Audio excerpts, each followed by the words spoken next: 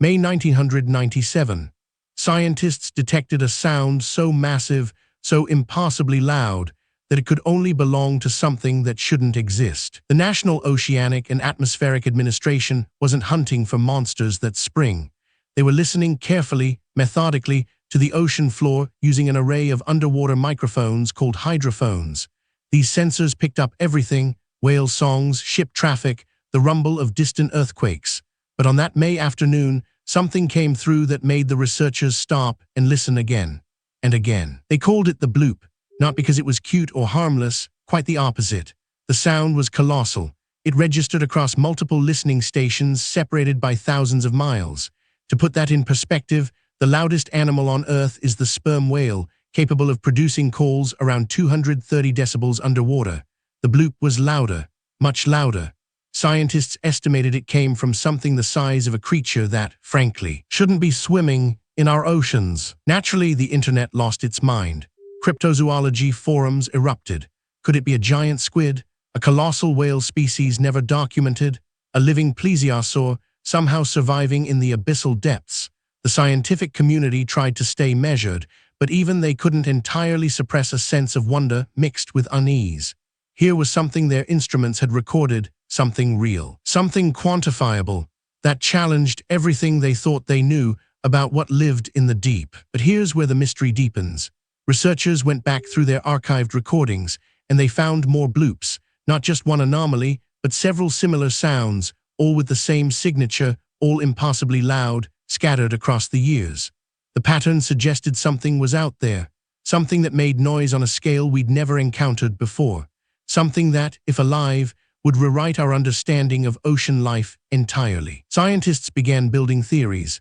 The leading hypothesis, proposed by researchers at NOAA, pointed towards something unexpected, not a creature at all, but an icequake. Massive icebergs in Antarctica, they reasoned, could fracture and calve into the ocean with such force that the resulting sound would be enormous. The acoustic signature matched. The geography made sense. The timing aligned with known ice dynamics. Yet even as this explanation gained traction, it didn't quite satisfy everyone. Icequakes, while powerful, were well-understood phenomena. They'd been recorded before.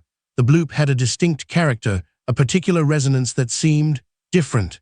Some oceanographers remained unconvinced.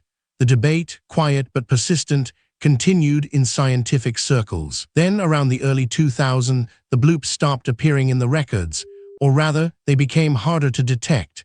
Some attributed this to improved filtering in the hydrophone systems. Others suggested the source, whatever it was, had moved or ceased its activity. The mystery didn't solve itself. It simply faded, like a ghost retreating back into the deep. What's fascinating is what the bloop reveals about the limits of human knowledge. We've mapped the moon more thoroughly than our own ocean floor. We know more about the surface of Mars than we do about the abyssal plains 5 miles beneath our feet. The bloop was a reminder: the deep ocean isn't conquered territory. It's a frontier, and it still keeps secrets. The icequake explanation remains the most scientifically plausible.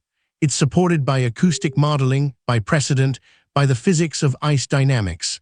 But science is built on evidence, and evidence is built on observation. We observed the bloop. We just haven't fully explained why it felt, to those who heard it, like something alive was calling from the darkness. Today, the bloop has become folklore. It's referenced in documentaries, podcasts, late-night internet rabbit holes. But its real legacy isn't the mystery itself. It's what it taught us about listening. The ocean speaks constantly. We're only beginning to understand its language. If you've ever wondered what other sounds are out there, waiting in the deep, sounds we haven't heard yet, mysteries we haven't solved, subscribe. There's a new unsolved case waiting for you every week. Subscribe. There's a new unsolved mystery waiting for you every week.